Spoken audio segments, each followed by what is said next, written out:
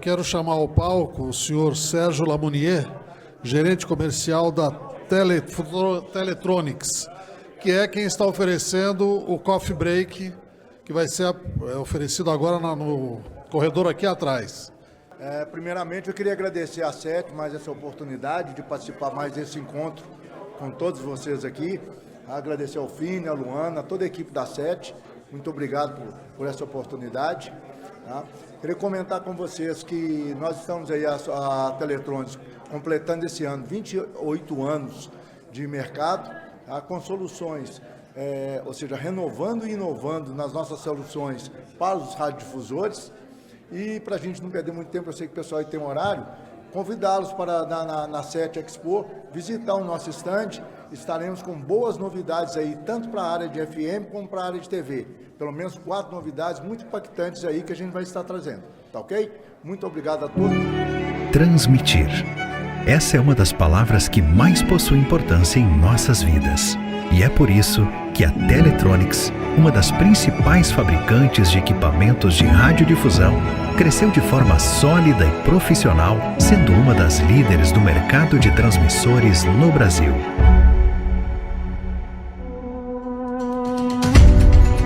Santa Rita do Sapucaí, em Minas Gerais, também conhecida como Vale da Eletrônica, é a cidade que abriga a planta industrial da Teletronics, sendo provedora de soluções para a transmissão de sinais de rádio e TV, com inovação tecnológica, qualidade de produção, excelência em pós-vendas e parceria constante com clientes nos processos de implantação e expansão de sinal. A Teletronics está instalada em uma construção de mais de 3.000 metros quadrados, totalmente preparada para produzir os equipamentos com a melhor qualidade possível. Qualidade essa certificada pelos padrões internacionais ISO 9001. Todo o processo produtivo acontece aqui, da equipe de desenvolvimento de novos produtos ao time de atendimento comercial. A qualidade Teletronics está presente em todas as etapas do processo produtivo com um único objetivo: levar ao radiodifusor as melhores soluções para que possam transmitir conteúdo de altíssima qualidade a ouvintes e telespectadores.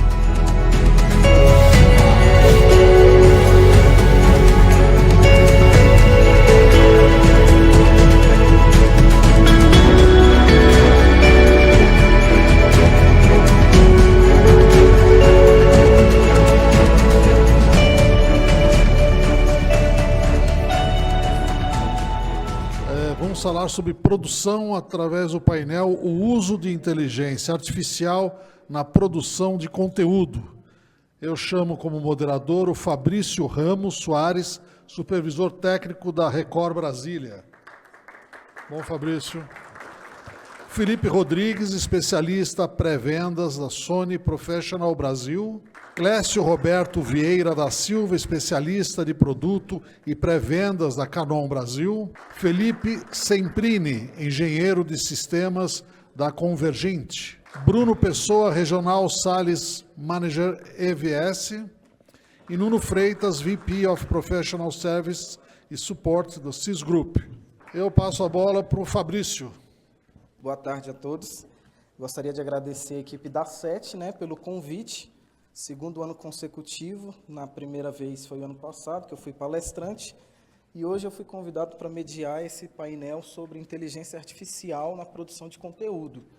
É um tema que ele é um tema bastante vasto, talvez daria um dia inteiro para a gente estar falando sobre inteligência artificial, mas direcionando um pouco para a produção de conteúdo, que é a nossa área.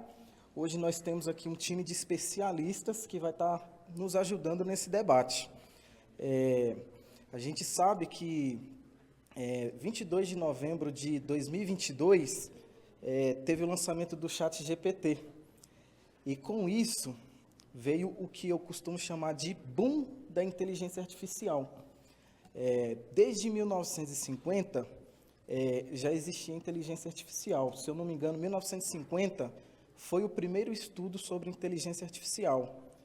Só que o boom da inteligência artificial está acontecendo agora. Depois é o que eu chamo da era pós-ChatGPT. Então, relacionado a inteligência artificial, produção de conteúdo, hoje nós vamos chamar aqui, eu vou usar minha colinha aqui porque eu tenho uns nomes iguais aqui. Hoje nós vamos chamar o Bruno Pessoa, que ele vai falar um pouco sobre a inteligência artificial voltada para a produção de eventos ao vivo, com foco na inteligência generativa. A gente vai falar um pouquinho aqui de inteligência artificial. Meu nome é Bruno Pessoa, trabalho como gerente de vendas na EVS. A EVS é uma empresa que completa 30 anos esse ano, muito associada a servidores de vídeo, servidores de replay, né? A EVS tem um market share bem importante na área de grandes eventos. A gente está tendo a Euro agora, temos as Olimpíadas em Paris. A EVS está sempre no coração desses eventos e o que a gente está tentando... onde está o... de mudar o slide?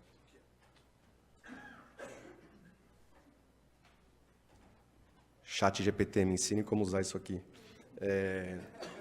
E o que a gente tem estudado cada vez mais é como usar essa ferramenta. O Fabrício falou rapidinho, né, sobre os anos 50, que é quando começou a se falar, a pesquisar inteligência artificial. Muito rapidinho, nos anos 70, desenvolvimento de algoritmos. Depois, nos 90, já machine learning. E depois, nos anos 2000, a gente viu o crescimento dos assistentes virtuais, né, Siri, Alexa. E, mais recentemente, em 2000, nessa década, a gente viu o crescimento em ferramentas que a gente tem essa interação dia a dia, e uma delas é o próprio Chat GPT, né, como está revolucionando e mudando a maneira como a gente faz as buscas na internet. Muito vai se falar, ou muito a gente ainda pensa no quanto inteligência artificial vai ser um hype, vai passar, é uma trend, não sabemos. O que a gente sabe esse gráfico aqui é o gráfico das ações da NVIDIA nos últimos 5 anos. É uma empresa que cresceu 3.000% em ações e hoje é uma das 3 empresas que vale mais do que 3 trilhões de dólares. Então, esse é o tamanho do que pode ser a inteligência artificial. Foi a terceira a entrar no clube e já passou as outras 2. Hoje é a empresa que mais vale no mundo. Então, inteligência artificial em vários mercados já é uma realidade. Agora eu vou falar um pouquinho do que pode ser para a gente aqui, mais voltado em produções ao vivo. Como a gente falou aqui, já nos anos 50 existia pesquisa sobre inteligência artificial, sobre elementos mecânicos com consciência própria. A EVS, desde 2016, tinha um time de inovação que era responsável por criar possíveis protótipos, possíveis ideias de solução, que depois poderiam ou não ser produtizadas, né, ser monetizadas. 2 focos específicos, a inteligência artificial generativa, que é a criação de imagens, texto, áudio, vídeos através de inteligência artificial, e uma outra parte que é análise de imagens para enriquecimento de metadados, que é uma coisa que eu vou falar um pouquinho mais rápido, mas que também é uma vertente importante para a gente dentro das produções. Né? Voltando para a parte onde a EVS é mais forte, que é a produção ao vivo, né? Onde está o DNA, o core da EVS, o nosso machine learning aprendeu a fazer interpolação de frames. Então, ela pega ali uma imagem, pega o próximo frame e ela aprendeu a interpolar ali, por o que funcionou para a gente, para fazer processamento ao vivo, colocar 2 frames embutidos dentro dessas 2 imagens real. O que isso significa? Significa que hoje, artificialmente, a EVS é capaz de criar um vídeo em super câmera lenta, né? Então, a gente numa produção que hoje precisa, ou normalmente se usa, uma super câmera lenta para gerar ali uns 180 frames, o Machine Learning da EVS pode fazer isso a partir de um software. O que isso significa na prática? Se eu pegar uma produção, por exemplo, de uma corrida, eu vou ter drone, eu vou ter câmera no capacete, eu vou ter GoPro. Então, o que antigamente eu precisava ter uma câmera super slow, eu vou colocar nessa curva porque eu acho que as ações vão acontecer aqui. Se acontecer, sorte. Se não acontecer, eu só posso dar essa câmera lenta até uma certa velocidade. Hoje, com inteligência artificial, a gente pode gerar um super slow, né, uma super câmera lenta de qualquer uma dessas imagens. Um dado de 2024 é que 1/3 dos replays em câmera lenta, em super câmera lenta da Fórmula 1 esse ano foi usando a inteligência artificial da EVS. Então, a gente já tem um uso real, quase que semanal, são várias corridas no ano, usando essa ferramenta da EVS em produção ao vivo.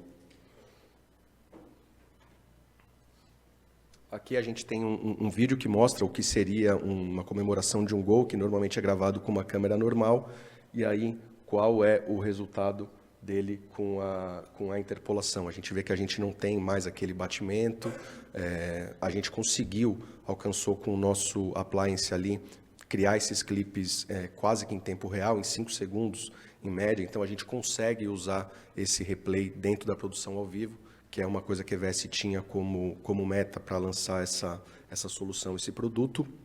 Mas a gente entendeu também que o algoritmo, o machine learning da EVS, poderia contribuir com outras soluções dentro desse mesmo appliance.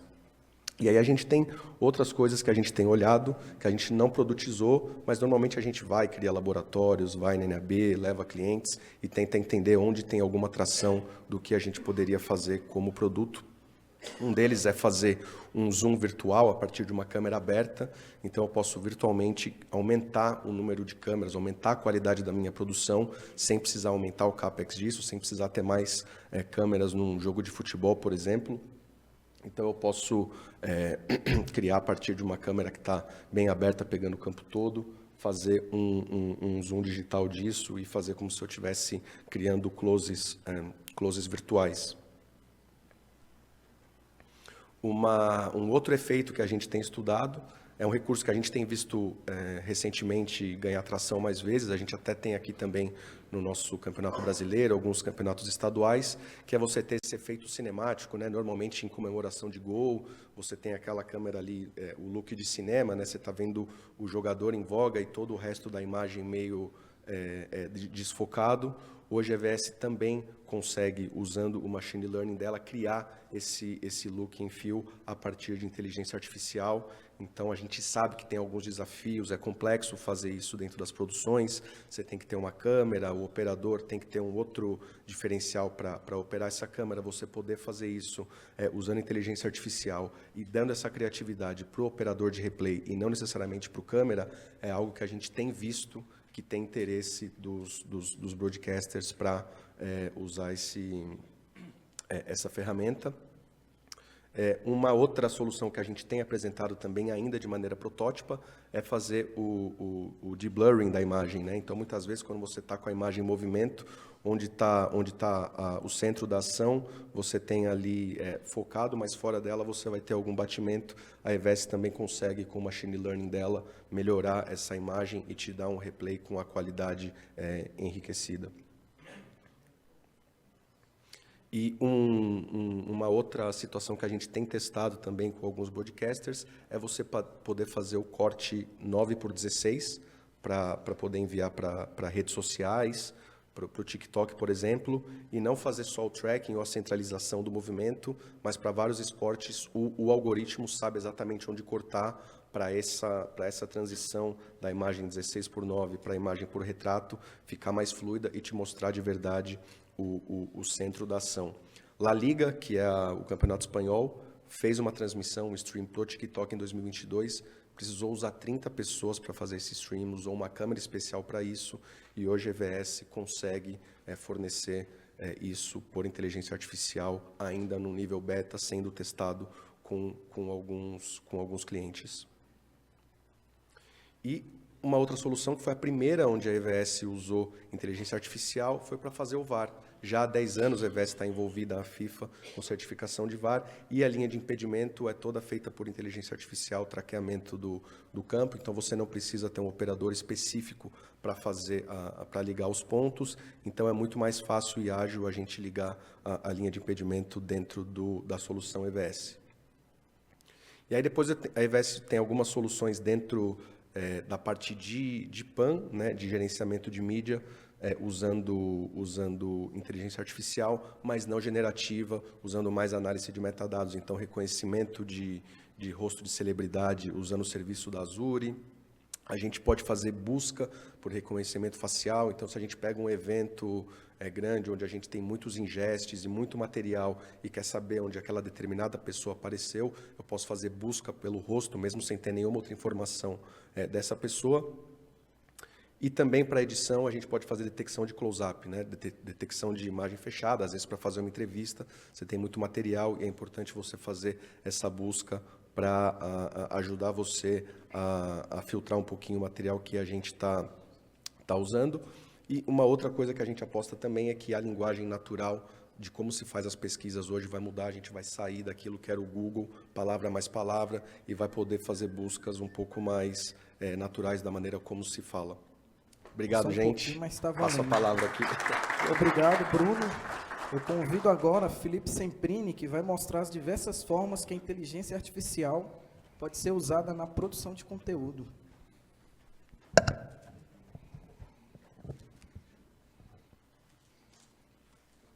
Boa tarde, pessoal.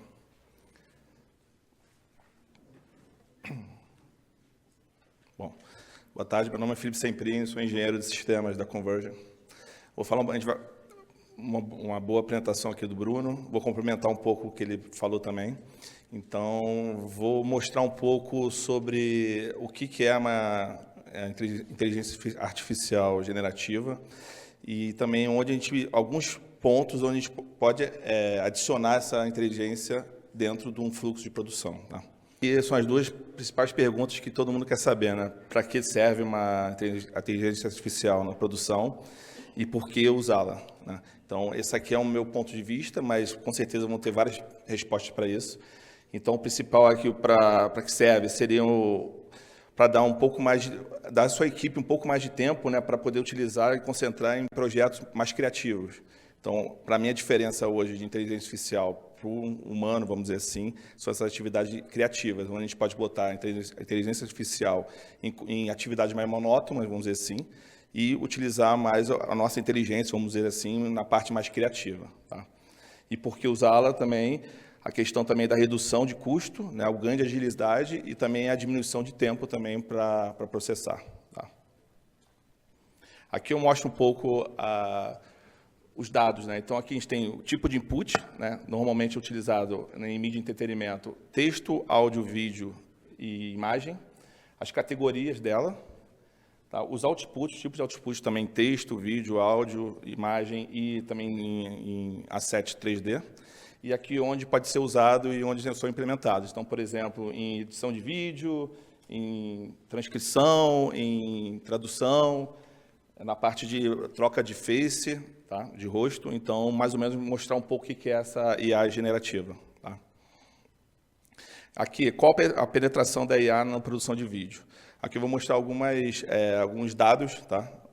Bem legais, que é onde a gente pode falar um pouquinho do que eu mostrei antes, dos tipos de implementação. Então, aqui a gente pode ver, é bem curioso, né? Porque a gente vê que a geração de conteúdo visual, ela tem muitos produtos e é pouco implementada. Em compensação, a parte de criação de avatares e de personagens virtuais, a gente tem um número relativamente bom de implementações, onde os produtos, a gente possui menos produtos para isso. Então, aqui é bem curioso que, por exemplo, na parte de músicas e efeitos sonoros, aqui a gente possui muitos produtos e pouco ou quase nulo de implementação de ferramentas, vamos dizer assim. Aqui uma pesquisa feita no mercado global, tá, de produtos de IA generativa, com mais de 100 produtos, né, e mais de 90 empresas, onde 34% das empresas são de mídia e entretenimento. Tá? Dentre elas, 65% utilizam produção de vídeo. Dentro dela, 59% utiliza texto como input e 58% utiliza como output imagens e vídeos. Tá? Então, dentro do mídia de entretenimento, a gente tem 65% de produção de vídeo, 25% na parte de games, de esportes e 9% na parte de news, tá? Utilizando ferramentas. Aqui, onde estamos na curva do hype, um pouco que o Bruno falou também na questão do hype. A gente colocou aqui 3 tecnologias, tá? Hoje o FAST, produção em cloud e a inteligência artificial. No FAST, a gente tem 12 vezes mais menções, né? É mais falado 12 vezes mais do que a implementação. Já na parte de produção em cloud, nós temos 4 vezes mais implementações do que é falado. E na parte de inteligência artificial, nós temos um gap ali de 75 vezes mais falado do que implementado. Então, acredito, torço para que depois desse painel a gente consiga aumentar um pouco essa parte de implementação aqui, mostrando para vocês os produtos que podem utilizar essa inteligência artificial. Tá? Então, para ajudar isso, eu vou mostrar um pouco onde a gente pode entrar com inteligência artificial dentro de tecnologias, vamos dizer assim, soluções com inteligência artificial. Então, eu falo primeiro do MAN. Tá? Não sei se tirou o áudio, se puder tirar o áudio do vídeo. Tá? Então, aqui a gente fala um pouco na parte do MAN, né, que é a parte do acervo digital. Então, aqui a gente pode mostrar que a inteligência artificial consegue adicionar tags automaticamente analisando a imagem. Então, por exemplo, aqui ele mostra uma imagem de praia, onde ele consegue adicionar tag praia, tag areia, e o que ele for analisando e vendo de diferente, ele consegue ir adicionando na parte de metadados. Tá? Então, isso você consegue ter uma maior precisão no input. Pode ter também machine learning, ou seja, normalmente essas tecnologias têm por volta de uma média de 5% de erro, onde você com a machine learning consegue diminuir esse erro, então você consegue treinar a inteligência artificial para poder diminuir essa questão do erro. Tá? E uma coisa bem importante, que ela não vai substituir nunca ninguém, ela vai dar um suporte e ajuda. Tá? Então, ela consegue ajudar a equipe, por exemplo, o editor de texto, a fazer esses tagueamentos, esse enriquecimento de metadatas. Tá? E, enquanto isso, a equipe, como não está fazendo mais esse trabalho, pode fazer um outro trabalho um pouco mais criativo ou pensando no conteúdo que pode utilizar. Tá? Então, aqui a gente vê que realmente ele adiciona, ele vê todos esses tags aqui são automáticos, ele adiciona tudo automático via inteligência artificial. Aqui é um módulo bem interessante, tá, de uma parceira nossa, onde ele consegue identificar a situação de jogo automaticamente. Então, por exemplo, no futebol, né, que é um módulo de futebol, onde ele consegue verificar que, quando é falta, ele consegue marcar, fazer uma marcação no vídeo de falta, quando é cartão amarelo, vermelho, gols, impedimentos, e assim vai. Então, ele consegue fazer uma decupagem, uma pré-decupagem automaticamente. Tá? Isso ajudando uma equipe de jornalismo a fazer uma coisa mais rápida e automática. Tá? Aqui eu vou falar um pouco na parte de inteligência artificial, na construção de workflow. Esse é exatamente o workflow de transcoding, tá? Onde você consegue... você escreve o que você quer e ele automaticamente cria o workflow, o desenho do workflow. Tá? Isso você consegue aprimorar, né, a experiência do usuário, né? Tem uma aceleração, uma diminuição de tempo, como é muito mais rápido fazer isso via inteligência artificial. Então, você vê que ele escreveu e automaticamente a inteligência artificial identificou, já criou o workflow, essas caixinhas, então já criou automaticamente. E consegue fazer o contrário, consegue analisar o workflow e descrever como é esse workflow para você, por exemplo, botar numa documentação para a sua equipe, por exemplo. E aqui, por último, a inteligência artificial dentro da produção virtual. Aqui, exatamente, é uma IA generativa, onde você consegue criar uma imagem a partir de um clique, vamos dizer assim, ou você pode escrever, eu gostaria de ter uma imagem de uma praia com um barco e com um coqueiro. Ele consegue criar automaticamente essa imagem para você colocar no telão de LED, para poder isso minimizar o tempo, né? Porque às vezes você está em produção, você precisa criar isso muito rápido, você com a inteligência artificial você consegue fazer isso muito mais ágil, e também diminuir um pouco e reduzir o custo na pós-produção. Então, a pós-produção não precisa mais, como antigamente, fazer essa adição, né, essa substituição de imagens ou vídeos. Então, aqui mostra que realmente você consegue criar tudo por inteligência artificial. Acho que é isso. Acredito que depois que nossos amigos aqui falarem, a gente vai mudar aquela questão de implementação, vocês vão começar a pensar na IA dentro da produção de conteúdo aí. Valeu. Obrigado, Felipe. Vamos ouvir agora o Felipe Rodrigues, que vai mostrar como a Sony tem aplicado a utilização da inteligência artificial em seus produtos. Boa tarde, pessoal. Assim como o Felipe e o Bruno passaram, como que é? Aqui. Então, né, a gente tentar trazer o que os fabricantes, né, o que a gente tem aqui de solução utilizando a inteligência artificial, Mas também a Sony e alguns outros fabricantes também estão pensando em como trazer isso com segurança, né? A gente já falou em outros painéis aqui, já foi falado sobre como algumas notícias falsas estão sobrepondo as notícias da mídia especializada, né?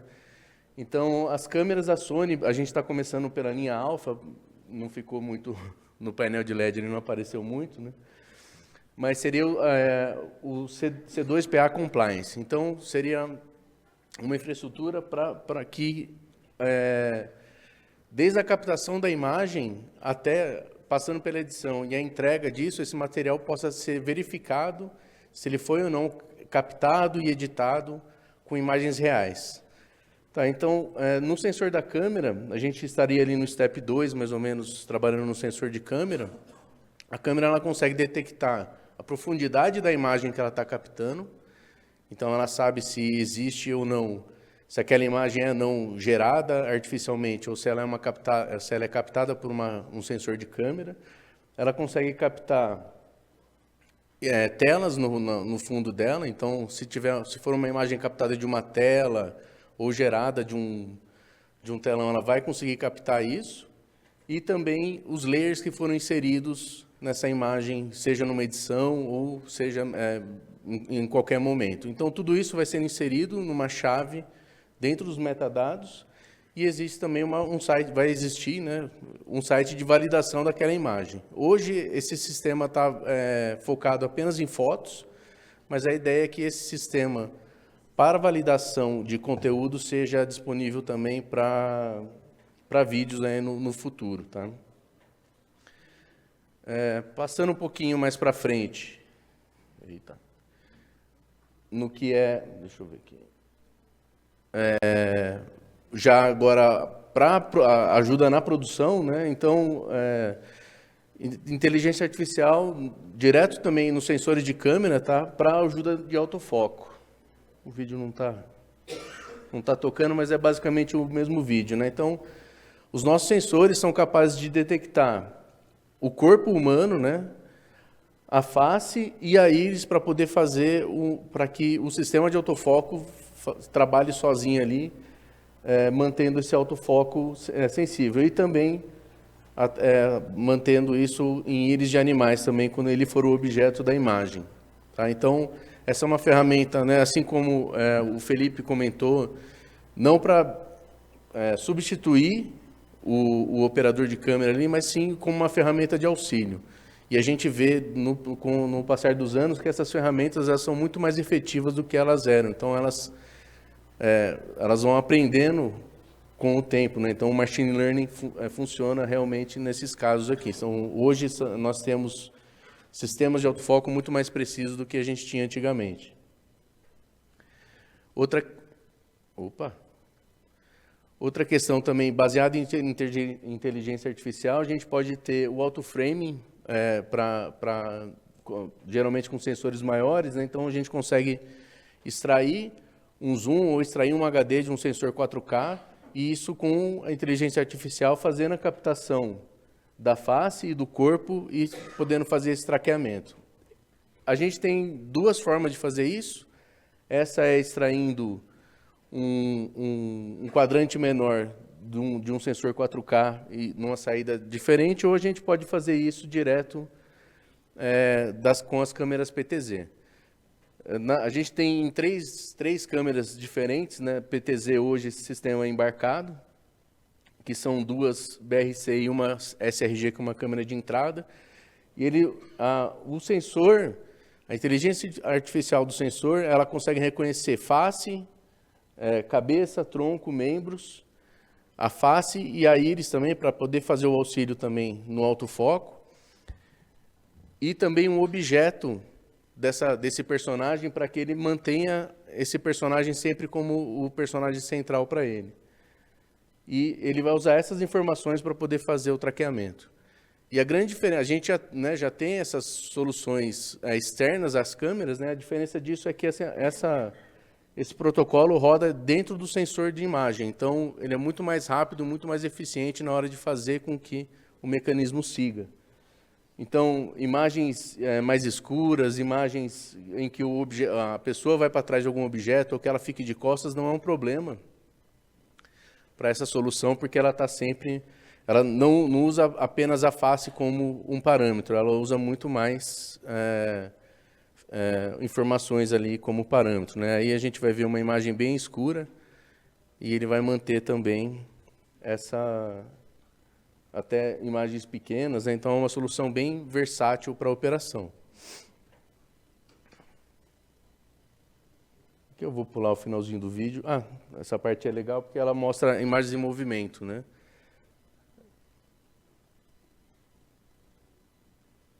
Desde pequeno até movimentos mais rápidos. Também a gente tem soluções também baseadas em nuvem, né? E dentro das soluções de nuvem a gente tem o A2P, que é uma solução de inteligência artificial baseada em nuvem. Hoje ela está focada em auto-highlights, então ela consegue, dentro do sistema dela, a gente tem diversos esportes já alocados, como basquete, futebol americano, tênis. Tem uma série de esportes que você pode escolher qual que é o esporte que você vai estar trabalhando e pode escolher qual que são os keys que você quer que ela olhe. Então, ela pode olhar, no nosso caso do futebol, que é o nosso maior esporte aí, uma falta, um escanteio, o gol. Então, e ela pode gerar esse highlight automaticamente, realimentar, no caso da Sony, um sistema de produção na nuvem com o M2 Live, ou alimentar uma página de Instagram com auto-highlight. E também agora essa solução vai crescendo para poder trabalhar também com a autogeração de metadados, autotagueamento baseado em imagem, baseado em áudio. Então isso tudo vai crescendo para facilitar a operação do dia a dia, né? Então, e também ela não funciona apenas com eventos live. Né? Essa é a interface da solução, a gente consegue fazer 4 inputs nela, né? E ela vai identificando cada um dos eventos que ela quer identificar, mas a gente pode alimentar aquilo com um arquivo e o resultado disso ir para um MAN. Então, o arquivo que ele vai taguear já vai direto para o MAN e já vai ser armazenado diretamente lá, todo tagueado, né? Muito melhor do que você fazer esse tagueamento todo manualmente. Foi uma passagem rápida aí de 8 minutos do que a Sony tem aí, um pouquinho de... Mas é isso, pessoal. Obrigado pela atenção. Acho que eu tentei passar o mais rápido possível que a gente consegue fornecer para vocês. Obrigado, Felipe. Agora vamos convidar Nuno Freitas. Ele vai fazer um contraponto entre inteligência artificial e a inteligência artificial Copilot. Olá, pessoal. Boa tarde, tudo bem? Obrigado pela oportunidade de estar aqui. Fabrício, obrigado pelo convite. Eu vou, antes de começar de fato a minha apresentação, eu vou fazer uma introdução sobre o que eu gostaria de passar para vocês hoje. Então, a CS é uma empresa de 36 anos de idade. A gente é muito conhecido no mercado como Avid. A gente representa a Avid há mais de 30 anos atualmente. Mas a verdade é que a CS é um integrador de sistemas que trabalha com múltiplos fabricantes. Por exemplo, um fabricante que nem é tão recente assim, que poucas pessoas do mercado sabem, nós somos os únicos integradores de sistema autorizados da Adobe na América Latina, por exemplo. E no nosso entendimento, tecnologia do AI não é diferente, está cada dia mais commodity. O que de fato vai separar isso? Qual é a necessidade, o entendimento da necessidade do usuário? O que nós pretendemos com a adoção daquela ferramenta específica? N fabricantes, a gente já conseguiu ver aqui por algumas apresentações, e a minha vai repetir algumas coisas, onde você tem basicamente as mesmas coisas nos fabricantes, com approaches às vezes um pouco diferentes daqui e dali. O que se aplica melhor a cada fabricante? E aí, para a gente entender um pouco melhor isso, eu começo... ChatGPT. Eu vou começar separando 3 tipos de AI que nós entendemos serem os AIs mais úteis, vamos dizer assim, em produção de conteúdo. Então, Os dois principais seriam o Copilot Concept, que é basicamente um conceito de copiloto para o usuário, para o artista. Um Generative AI, onde você, de fato, vai gerar algum tipo de conteúdo ali dentro, ou até o Knowledge Management, data-driven tipo de decisão.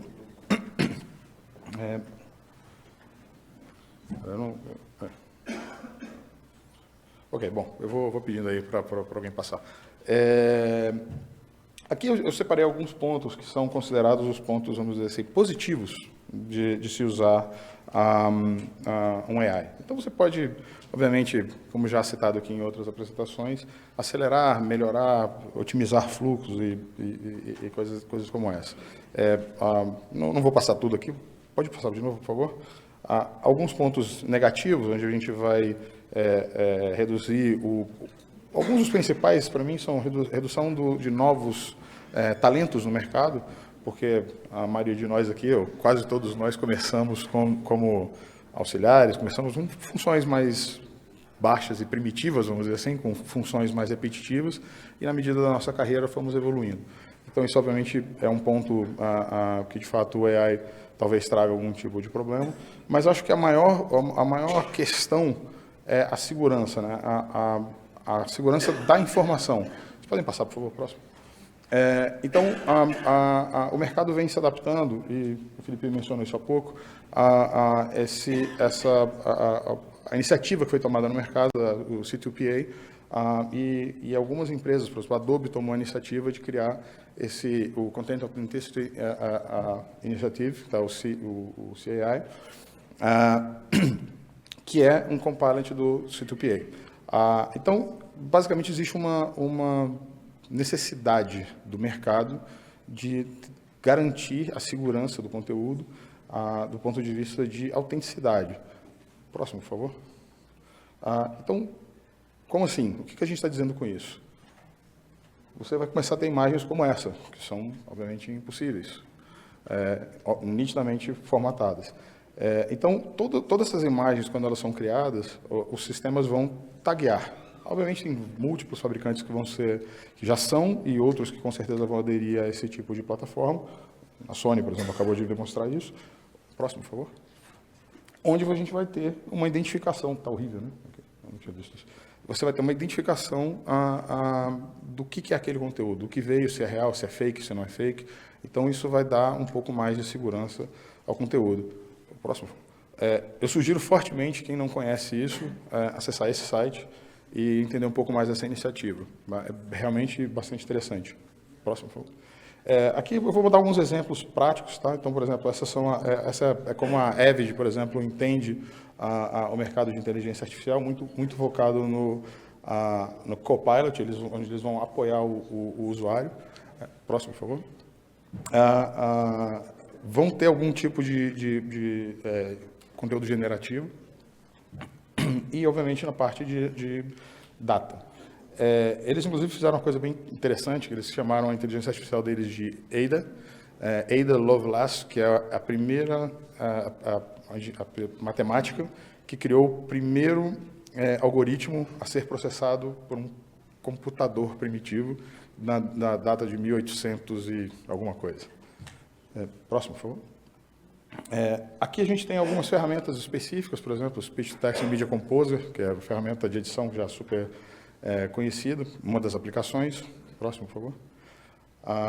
Por exemplo, no Media Central, que é a ferramenta de edição de jornalismo, por exemplo, de baixa resolução, onde a gente já temos umas ferramentas de search super avançadas, já também baseadas em face detection, em speech detection, coisas assim, baseadas em AI. Próximo. De novo, sempre nessa linha de subir o AI como um copilot. Então, a ideia sempre é ajudar o artista, nunca substituir o artista. Próximo. Inclusive, ajudar o artista em coisas simples. Por exemplo, fazendo um troubleshooting do sistema. Aqui ele pergunta, como é que eu posso fazer determinada tarefa? Me ajude a fazer determinada tarefa, ou ache um determinado conteúdo para mim. Próximo, por favor. né? E isso vai vir em várias ferramentas. Por exemplo, aqui a gente tem uma função no iNews, por exemplo, para ajudar a escrever um texto, a escrever o roteiro do jornal, por exemplo, que vai ao ar. Próximo. Eu vou bem rápido aqui nas apresentações. Porque... aqui, por exemplo, na parte de edição, você pode ir conversando com ele, pedindo, olha, eu quero isso, eu quero aquilo, eu quero alguma outra coisa. Então, a ferramenta vai lhe dando opções ao usuário. Próximo. A parte de GenAI, aqui ele vai gerar apoio em scripts, em texto e alguma coisa. Sempre numa ideia de apoiar o usuário. Próximo. E o principal é na parte de busca, tá? Na parte de indexação. Aqui, indexação semântica. Tá? A era pronto, um approach, por exemplo, da Evid e do próximo fabricante que eu vou mostrar, sai um pouco do tagging e vai mais para uma linha semântica. Então, dá um próximo passo em cima dessa parte de search. Próximo. Beleza? Obrigado. Então, aqui, de novo, é uma outra forma de enxergar. Esse é uma empresa chamada Moment Labs, que, obviamente, também traz para um outro nível essa coisa do search. Próximo, por favor. Então, passando super rápido aqui. A indexação ela é feita, próximo, ela é feita de uma forma mais objetiva. Ao invés de você ter uma quantidade de tags onde vai especificando, você simplesmente faz uma descrição daquela imagem. Próximo, por favor. E isso é gerado em múltiplos layers, tá? Onde você vai ter o asset, onde você vai ter, você começa por pequenos segmentos, aqueles segmentos têm equivalentes em sequência lógica, depois você tem sequências e você cria de um asset. O que é um asset num caso desse, por exemplo? Você tem, por exemplo, nós temos aqui a 7 e você tem várias palestras, por exemplo.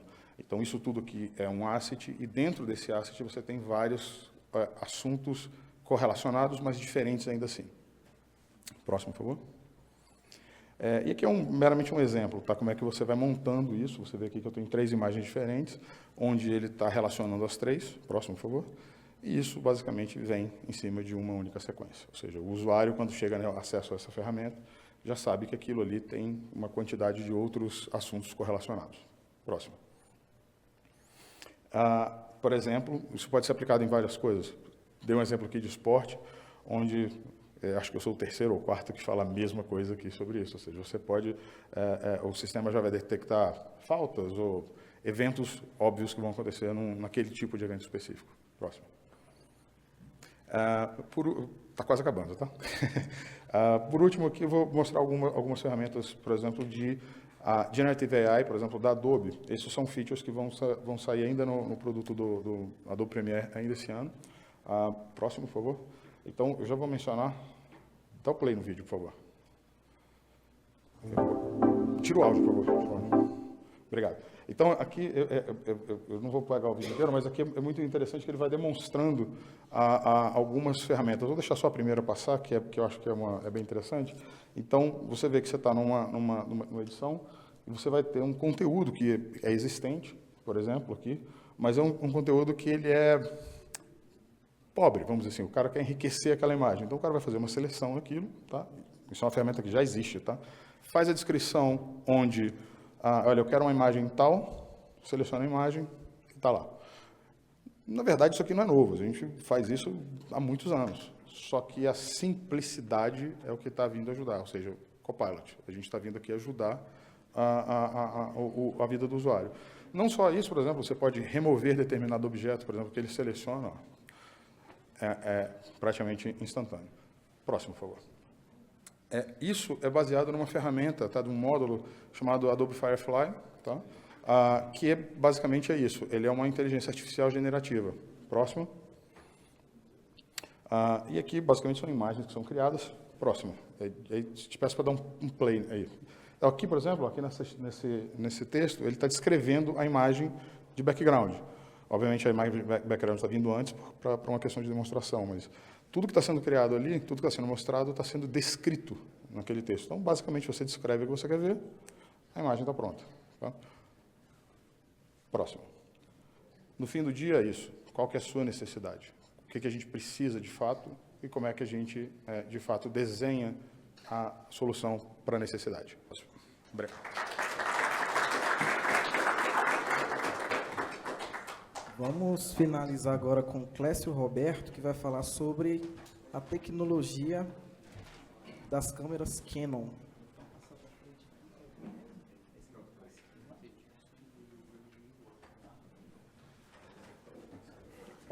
Alô, opa, tudo bem, gente? Me chamo Clécio, eu trabalho na Canon há 12 anos, e nesses 12 anos, 10 anos foram dedicados à engenharia da Canon, né, principalmente na parte de lentes de broadcast. E hoje eu vou falar um pouco sobre tecnologia, né, das câmeras Canon aplicada à produção de conteúdo para o mercado audiovisual, né. A grande questão é o seguinte, né, como é que um piloto de avião, sem a torre informar, ele reconhece e sabe a posição que ele está no avião, lá em cima no céu, quando ele voa entre as nuvens? Através do uso de instrumento. Na fotografia e no vídeo, não é muito diferente. Houve uma época que nós tínhamos fotógrafos e videomakers, né, que todo o trabalho se resumia em fazer as coisas manuais. Então, tudo era muito manual. Mas a exigência daquela época, para o HD, para o SD, não era tão competitiva, não era tão necessária. Ter uma imagem 100% boa para que você pudesse mostrar ou gravar algo, ou fotografar algo.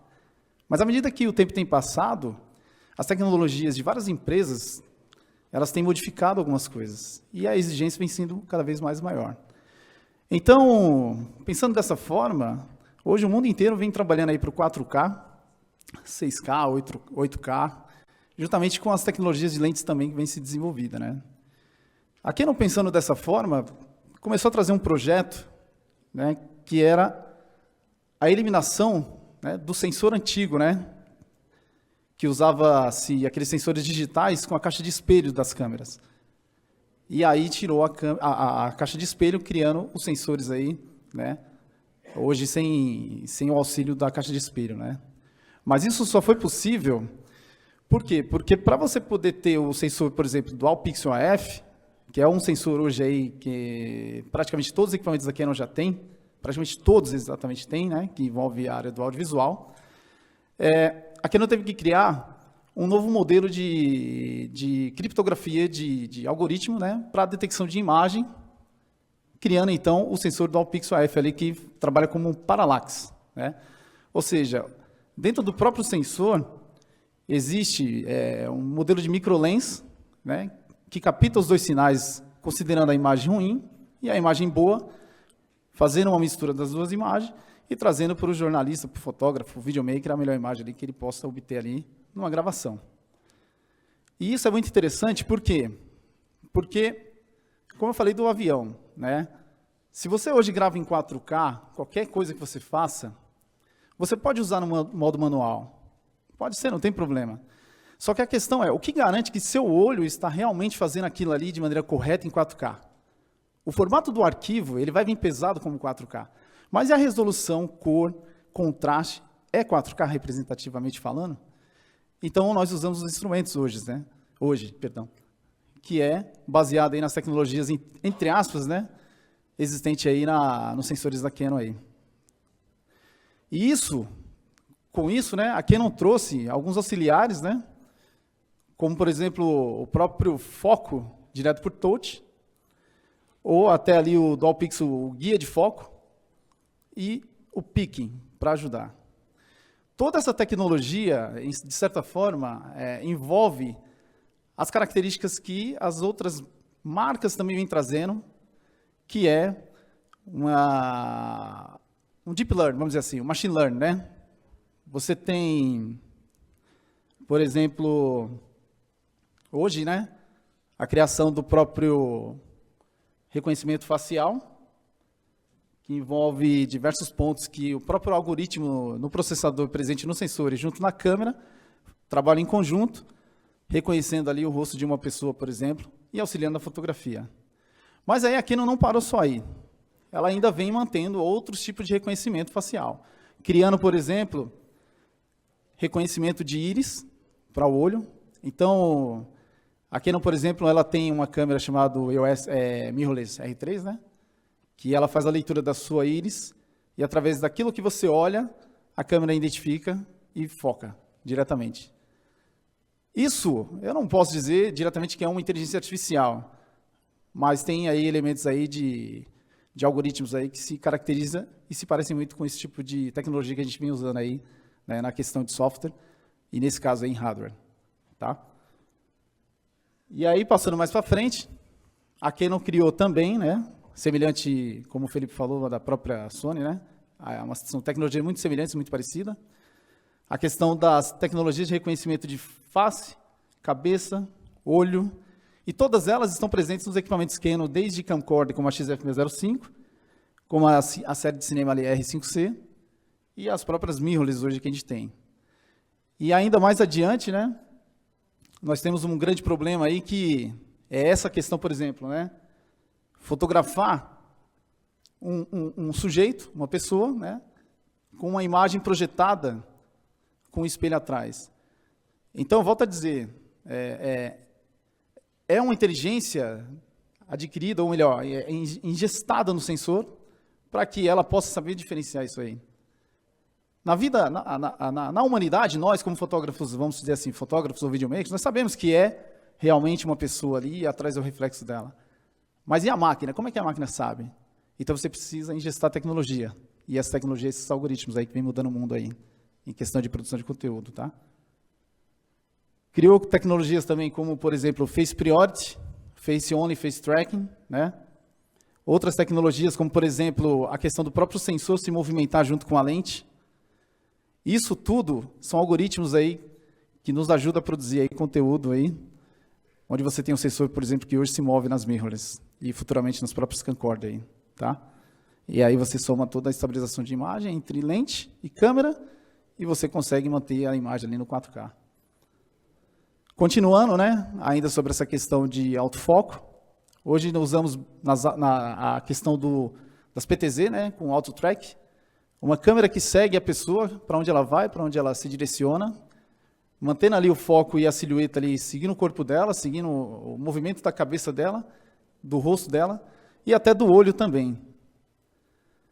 E, por último, né, esse eu acho que é o que chega mais próximo, entre aspas, de dizer de sensor com inteligência, né, é o ITR, aí, a FX Support, né. Esse é um tipo de detecção no sensor que existe em algumas câmeras da Canon, está expandindo aí para outras, como, por exemplo, a própria C400, né, que é uma câmera nova que a Canon lançou esse ano. Ela vai estar na SET Expo aí, quem quiser ver, tá? E esse sensor, ele é capaz de identificar não somente rosto, olho e cabeça, mas também mão, corpo, inseto, animais, roda de carro, moto, várias coisas assim, né? E manter o foco. Nisso, pressionado ali, mantendo uma boa imagem, te dando ali um trabalho com uma boa resolução e um contraste excelente ali para o que você está produzindo. Aqui eu tenho só um vídeo aqui, eu acho que esse é o único vídeo que eu tenho, e aí minha apresentação acaba, só para vocês verem mais ou menos como é que funciona essa tecnologia do AFX ali, o ITR, tá?